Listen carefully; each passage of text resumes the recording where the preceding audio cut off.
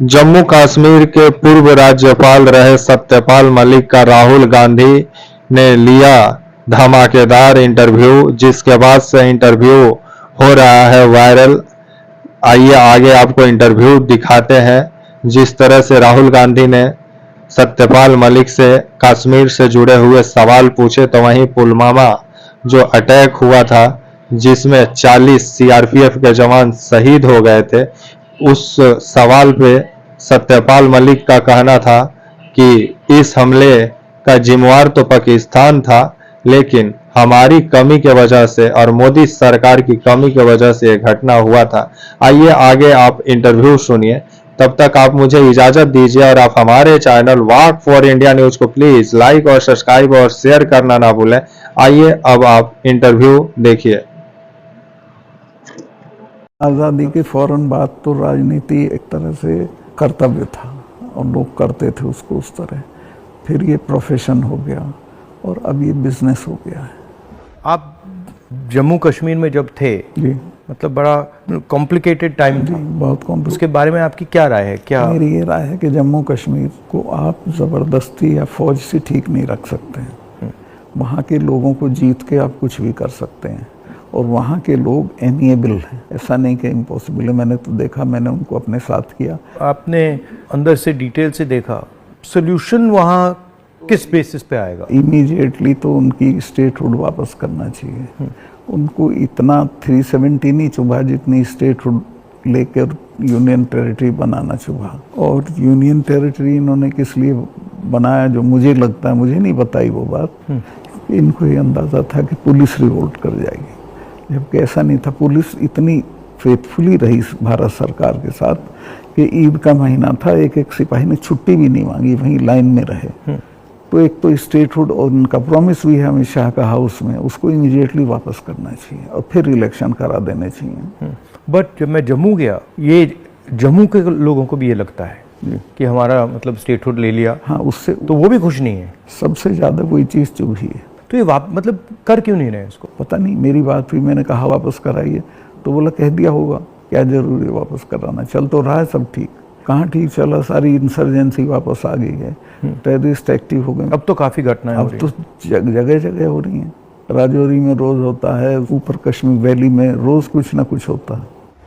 आपकी क्या राय है उसके बारे में, पुलवामा के बारे में? पुलवामा के बारे में मैं ये तो नहीं कहता इन्होंने कराया, बट पुलवामा में इन्होंने उसको इग्नोर किया और पॉलिटिकल इस्तेमाल किया अपने लिए, क्योंकि उसमें इनकी स्पीचेस हैं जिसमें ये कहता है कि जब वोट देने जाओ तो पुलवामा की शहादत को याद रखना। जैसे ही मैंने पुलवामा के बारे में सुना, मुझे पता लगा कि हमारे जो शहीद हैं एयरपोर्ट आ रहे हैं जी। तो मैं सीधा एयरपोर्ट गया। हमारी सिक्योरिटी वालों ने मुझे कहा कि नहीं नहीं नहीं आप मत जाइए, मगर मैंने कहा मैं जा रहा हूँ। तो मैं एयरपोर्ट में चला गया और एयरपोर्ट में उस टाइम मुझे कमरे में बंद कर दिया और मुझे कहा कि देखिए आप कमरे से नहीं निकल सकते। मैंने कहा मतलब?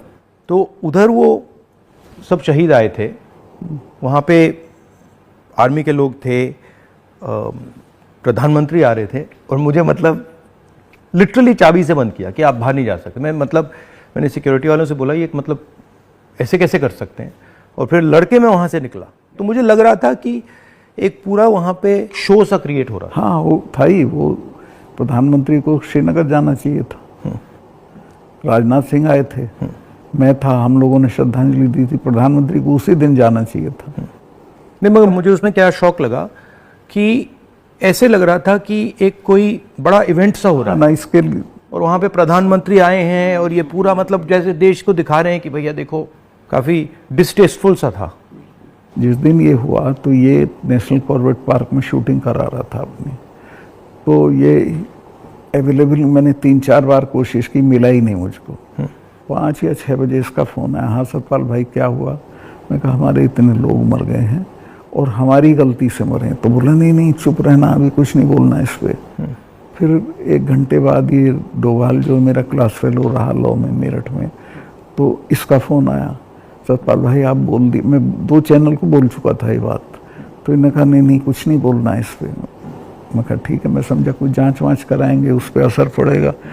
कुछ भी नहीं। तीसरे दिन इनका आ गया कि ये पुलवामा की शहादत को याद रखो और अब हम बालाकोट करेंगे, ये करेंगे, वो करेंगे। और अभी तक उसमें कुछ नहीं हुआ? कुछ नहीं, करना भी नहीं है इसको। पुलवामा के शहीद जिस तरह हुए थे वो इसलिए हुए कि उन्होंने 5 एयरक्राफ्ट मांगे थे। अगर वो मेरे से मांग लेते तो मैं इमीडिएटली कर देता। मैं तो वहाँ स्टूडेंट्स जब जम्मू में फंस जाते थे वर्ष में, उनको एयरक्राफ्ट से, क्योंकि दिल्ली में एयरक्राफ्ट इमीडिएटली मिलता है किराए पे। 4 महीने तक एप्लीकेशन उनकी पड़ी रही होम मिनिस्ट्री में, और 4 महीने बाद वो खारिज कर दी कि नहीं देंगे। तब वो सड़क से चले। इतना बड़ा, मतलब 4 महीने के लिए वो चले ही नहीं? चले ही नहीं, इसलिए कि वो सड़क से चलना बिल्कुल इनसिक्योर होता है, वो उनके उसमें नहीं है सिस्टम में। 5 जहाज मांगे थे उन्होंने, वो नहीं दिए। 4 महीने तक लटकाए रखे। और तो 4 महीने के लिए क्या होल्ड पे थे? क्या होल्ड पे थे? सब मेरे सामने नहीं आई। अगर मेरे सामने आई होती तो मैं उसमें कुछ करता। That was between CRP and home ministry. लेकिन ये थी कि अटैक हो सकता है। इसके अलावा वो जो गाड़ी टकराई थी वो 10 दिन से घूम रही थी वहाँ, पूरा आप समझिए कि भरी हुई विस्फोटक से। वो कैसे, मतलब इतना एक्सप्लोसिवली कैसे, मतलब ऐसे घूम रही थी? सिस्टम नहीं था ठीक से। और जब मैं गया हूँ फिर पुलवामा होने के बाद, तो जो 10 किलोमीटर का स्ट्रेच है उसमें लगभग 8-10 लिंक रोड मिलती हैं। एक भी सैनिटाइज नहीं थी उस दिन। बल्कि हम तो जब अपनी पुलिस को भेजते थे कश्मीर की, तो पूरी रोड पे सिविल ट्रैफिक बिल्कुल रोक देते थे, सैनिटाइज कर देते थे, तब भेजते थे। ना हाईवे सैनिटाइज था, ना वो लिंक रोड। और लिंक रोड जहाँ हाईवे में मिलती है वहाँ रिवाज ये है कि वहाँ एक जिप्सी खड़ी होनी चाहिए जो उसे रोक दे कि नहीं भैया काफिला चला जाए सीआरपी का, तब जाना। ब्लॉक कर कुछ नहीं था, there was nothing like that. तो जब आप वहाँ गए, जैसे पॉलिटिक्स में हम ऐसी घटनाओं में जाते हैं, तो जब हम कहीं पहले पहुँचते हैं, कोई माइंड में कोई फीलिंग आती है, तो इसमें आपकी क्या फीलिंग आई थी जब आप पहली बार वहाँ गए? आप मेरा यकीन करेंगे, आई वॉज इन टीयर्स। और मैंने इसको फ़ोन किया, मुझे नहीं मिला। जब 5 बजे मेरी बात हुई तो मैंने कहा हमारी गलती से हुआ ये। तो बोला नहीं नहीं, इस पर आपको चुप रहना है।